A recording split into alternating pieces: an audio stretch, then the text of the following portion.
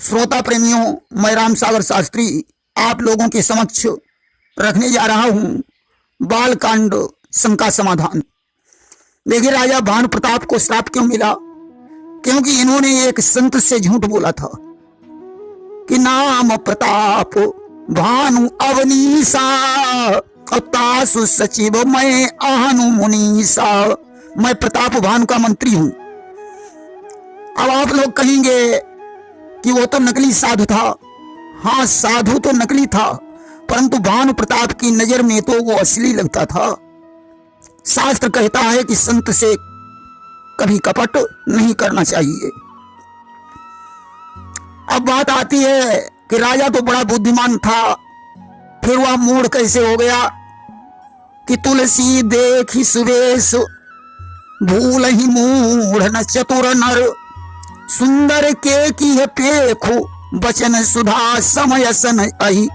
सुंदर वेश देखकर चतुर पहचान लेते हैं, परंतु मूढ़ भूल जाते हैं।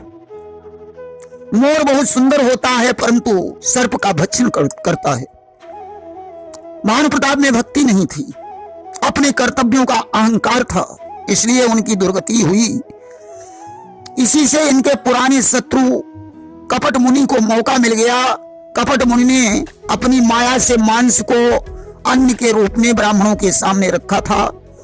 उसने सोचा जब ब्राह्मण भोजन करेंगे तो मैं माया हटा लूंगा और वे मांस को देखकर राजा को श्राप दे देंगे। यह ब्राह्मणों को धर्म भ्रष्ट करने और राजा को श्राप दिलाने की चाल थी, परंतु आकाशवाणी ने उनके धर्म को बचा लिया। ब्राह्मणों ने भानु प्रताप को राक्षस होने का श्राप दे दिया। अब बात आती है कि भगवान राम के शिकार खेलने की कि बंधु सखा संगले ही बुलाई वन मृगया खेल ही नित जाई। भाइयों के साथ राम रोज वन में शिकार खेलने जाते हैं और पावन मृग मारकर प्रतिदिन दशरथ को दिखाते हैं। पावन मृग मार ही जिए जानी। वे उन पवित्र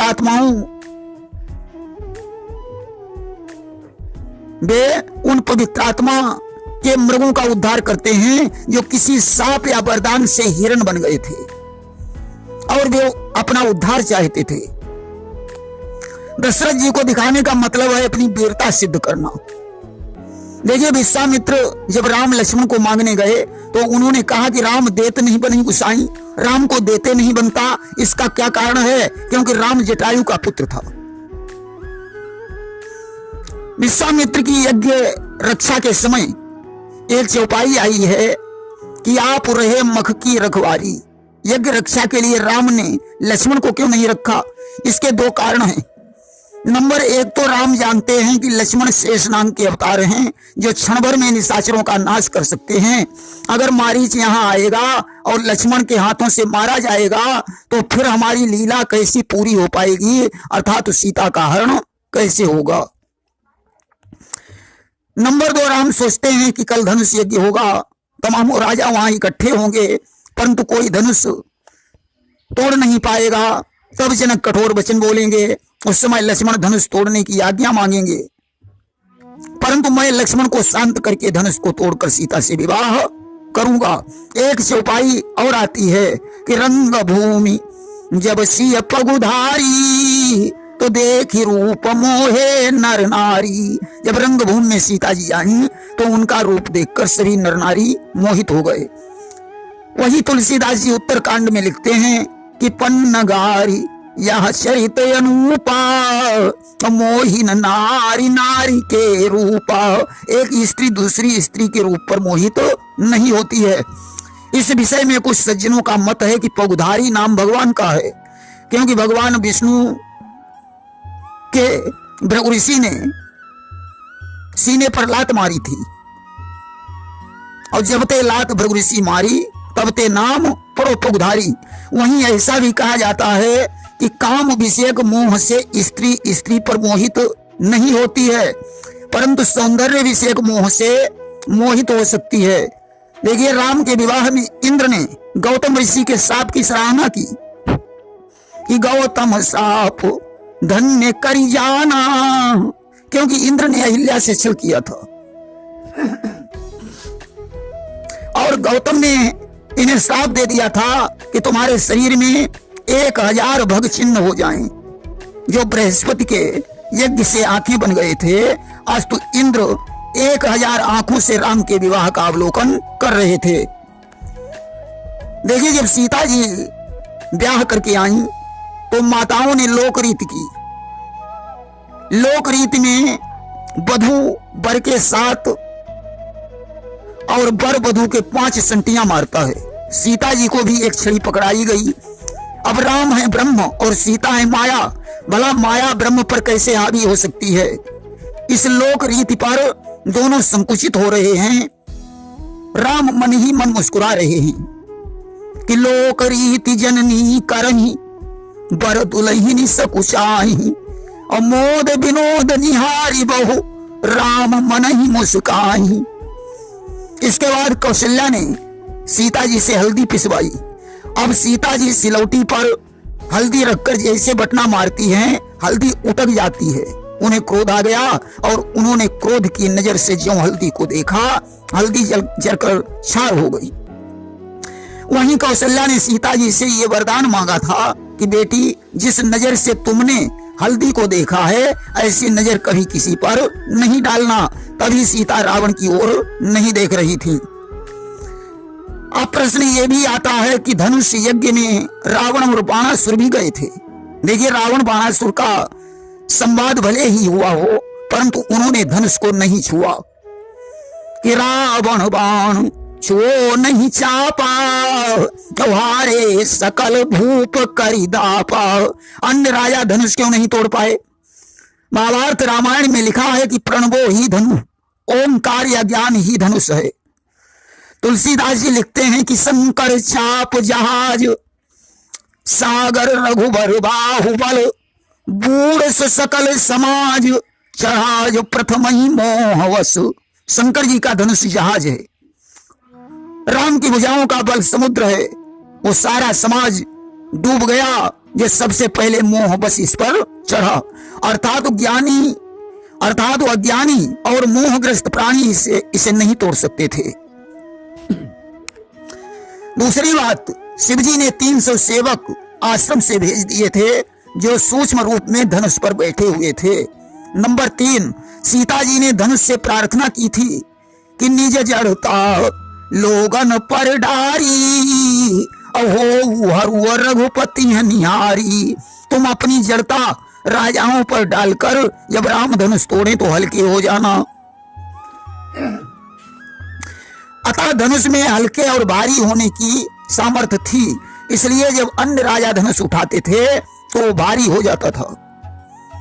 अब प्रश्न आता है कि भूप सास 10 एक ही बारा, और लगे उठावन टरई नटारा। 10,000 राजा एक साथ धनुष में कैसे लग गए? अगर एक एक राजा उठाता तो काफी बड़ी लाइन बन जाती। सिद्ध तो यही होता है कि एकदम से 10,000 राजा धनुष उठाने लगे। उन्हें लोगों ने रोका भी होगा, परंतु वे नहीं माने। देखिए, धनुष में घटने बढ़ने की भी सामर्थ्य थी। तुलसीदास जी ने अन्य रचनाओं में लिखा है कि रघुनंदन छुओ पिनाक, सिमट के भयो मनाक। राम ने जब धनुष उठाया तो धनुष सिमट कर मनाक बन गया, नान के समान बन गया। इससे सिद्ध होता है कि धनुष बढ़ भी सकता था। यह दधीच की नासिका की हड्डी का था, इसे पिनाक कहा जाता था। भगवान शंकर ने इस धनुष को वृत्तासुर के बाद राजा निमि के यहाँ रख दिया था। गांडीव, वज्र और अजगव ये दधीच की हड्डियों से बने थे। अच्छा, जब जनक ने कहा था कि पृथ्वी पर अब कोई वीर नहीं, तो लक्ष्मण ने एक बड़े बूढ़े को जनक कहकर संबोधित किया कि कहे जनक जैसे अनुचित वाणी। यहाँ पर तो लक्ष्मण की अशिष्टता सिद्ध होती है। राम और विश्वामित्र के होते हुए इन्हें बीच में नहीं बोलना चाहिए। लेकिन लक्ष्मण जी राम के भाई ही नहीं बल्कि सच्चे सेवक हैं, और जो सेवक अपने कानों से स्वामी की निंदा सुनता है, परिहार नहीं करता यदि तो गोवध का पातक लगता है। जो सेवक अपने कानों से स्वामी की निंदा सुनकर चुप बैठा रहता है, उसे गौहत्या का पाप लगता है। जब उन्होंने क्रोध में वशिष्ठ जी और भरत को कुछ नहीं समझा तो जनक जी क्या चीज हैं, राम के विरुद्ध वे कोई वचन नहीं सुन सकते थे। परशुराम जी से जब इन्होंने कहा था कि दुज देवता घर ही के बाढ़े, तो वहां इन्हें रोक दिया गया था। राम ने कहा था कि हमारे कुल में ब्राह्मणों की पूजा होती है, यहां यदि जनक कहना अनुचित होता तो उन्हें रोक दिया जाता। देखिए, लक्ष्मण ने कहा था कि जो तुम्हार अनुशासन पावऊं, कंदुक इव ब्रह्मांड उठावऊं। अगर आप मुझे आज्ञा दें तो मैं गेंद के समान ब्रह्मांड को उठाकर कच्चे घड़े की तरह फोड़ डालूं। अब ब्रह्मांड उठाकर वे कहां पटकते और स्वयं कहां रहते, यहां शंका बन जाती है। देखिए, लक्ष्मण ऐसा करेंगे कब, जब राम आज्ञा देंगे। लक्ष्मण शेष हैं, नारायण की सैया हैं, शेष के फन पर सारा ब्रह्मांड टिका है। जिनकी गुस्सा से 14 भुवन जलकर भस्म हो सकते हैं कि सुनु गिर ही जाओ क्रोधा नल जासू, जा रही भुवन चारि 10 आसू। लक्ष्मण ने धनुष तोड़ने की बात भी कही कि कमल नाल जिमी चाप चढ़ाऊं, कुकुर मुत्ते की तरह उसे तोड़ डालूं। क्या धनुष तोड़कर वे सीता जी से विवाह करना चाहते थे? नहीं। लक्ष्मण तो राम के प्रताप की बात कर रहे हैं कि तब प्रताप महिमा भगवाना का बापुरो पिनाक पुराना। आपके प्रताप की महिमा से मैं ये सब कुछ कर सकता हूं। अगर मैं इतना न कर सकूं तो आज से धनुष बाण नहीं धारण करूंगा। देखिए, लक्ष्मण जी ये जताना चाहते हैं कि रघुकुल शिरोमणि भगवान राम बैठे हुए हैं, उनका छोटा भाई जब इतना कर सकता है तो संदेह की बात ही नहीं कि राम धनुष नहीं तोड़ पाएंगे। लक्ष्मण जी कहते हैं, प्रभु अगर कौतुक कराना चाहें तो मुझे आज्ञा दें, अन्यथा आप जनक की प्रतिज्ञा पूरी करें। राम के धनुष तोड़ने पर उन्होंने ब्रह्मांड को चरणों से दबा लिया था और दिग्गजों को पृथ्वी थामने का आदेश दिया था। देखिए, लक्ष्मण और परशुराम का संवाद वाल्मीकि जी ने नहीं लिखा। बारात लौटने पर परशुराम उन्हें रास्ते में मिले थे, परंतु राम चरितमानस में संवाद हुआ। लक्ष्मण जी ने परशुराम से कहा था कि बहु धनु ही तोरी लड़िकाई, अब कबहू नया शरीर से कीन गुसाई। मैंने बचपन में बहुत सी धनुइयां तोड़ी, परंतु आपने कभी इतना क्रोध नहीं किया। तब परशुराम ने कहा, क्या तू भगवान शंकर के धनुष को धनु ही समझ रहा है? इसका क्या रहस्य है? देखिए, परशुराम ने जब हयवंशी राजाओं को मारा तो उनके धनुष छीन लिए थे, जिनके भार से पृथ्वी और शेष बेचैन हो गए। पृथ्वी ने एक स्त्री का रूप बनाया और लक्ष्मण ने बालक का रूप बनाया। दोनों परशुराम के आश्रम पर पहुंचे। पृथ्वी ने परशुराम से आश्रम पर रहने की याचना की, परंतु उसने कहा कि मेरा बालक बहुत शैतानी है, अगर कोई अपराध कर दे तो आप उसे क्षमा करना। परशुराम जी ने स्वीकार कर लिया। एक दिन परशुराम की अनुपस्थिति में शेष जी ने वे सारे धनुष तोड़ डाले। परशुराम वनखंड से वापस लौटे। उन्होंने कहा, शाबाश वीर पुत्र। उसी समय शेष और पृथ्वी ने अपने दर्शन दिए। शेष ने कहा कि अभी एक धनुष बाकी रह गया है, यदि वो यहाँ होता तो मैं उसे भी तोड़ डालता। अब उसे राम तोड़ेंगे, उस समय हमारा आपसे संवाद होगा। उन कटुवचनों के लिए मैं पहले से ही आपसे क्षमा चाहता हूं। देखिए, परशुराम के पास पहचान के तौर पर भगवान विष्णु का दिया हुआ एक धनुष था। विष्णु ने कहा था कि इस धनुष की प्रत्यंचा जो चढ़ाएगा वही मेरा अवतार होगा। राम पर विष्णु का अवतार होने में जब परशुराम को संदेह हुआ तो उन्होंने वही विष्णु धनुष राम को देकर कहा कि अगर तुम विष्णु के अवतार हो तो इस धनुष की प्रत्यंचा चढ़ाओ। तो छुअत चाप आप ही चढ़ गए। परशुराम राम को प्रणाम करके वन को चले गए। देखिए, परशुराम पितृभक्त थे। एक बार इन्होंने पिताजी की आज्ञा से अपनी माता का शीश काट लिया था और बाद में पिता से वरदान मांगकर उन्हें जीवित करवा दिया था। परशुराम कहते हैं कि माता ही पिता ही उर्ण भय नी के, और गुरु ऋण रहा साप बड़ जी के। माता पिता से तो मैं उर्ण हो गया हूं, परंतु हमारे गुरु शंकर जी का ऋण बाकी रह गया। जो उनका धनुष तोड़ने के बावजूद भी मैं उनके दुश्मन का शीश नहीं काट पा रहा हूं, यह सोच की बात है। वहीं कैकेयी के दूसरे वरदान के विषय में लोगों की एक कल्पना है कि कैकेयी ने राम, लक्ष्मण और सीता तीनों को वरदान मांगा था कि तापसवेश विशेष उदासी और 14 वर्ष राम वनवासी। वे विशेष को विशेष और उदासी को उदासी करके अर्थ करते हैं और तीनों के लिए वरदान सिद्ध करते हैं। कुछ लोग 23 क्षण मध्य राम धन तोड़ा, इस पर टीका टिप्पणी करते हैं कि 23 क्षण मध्य, उसी क्षण के मध्य में राम ने धनुष तोड़ दिया कि जिस क्षण के मध्य में लेत चढ़ावत खंचत गाढ़े, जिस क्षण उन्होंने उठाया और खींचा था। वहीं कुछ लोग कहते हैं कि 23 क्षण मध्य राम धन तोड़ा, उसी क्षण राम ने बीच से धनुष तोड़ दिया। तो कुछ लोगों का ऐसा मानना है कि मध्य राम उस समय मध्य अवस्था के थे, न उनका बचपन था न बुढ़ापा था, युवा अवस्था थी, इसलिए 23 क्षण मध्य राम धन तोड़ा।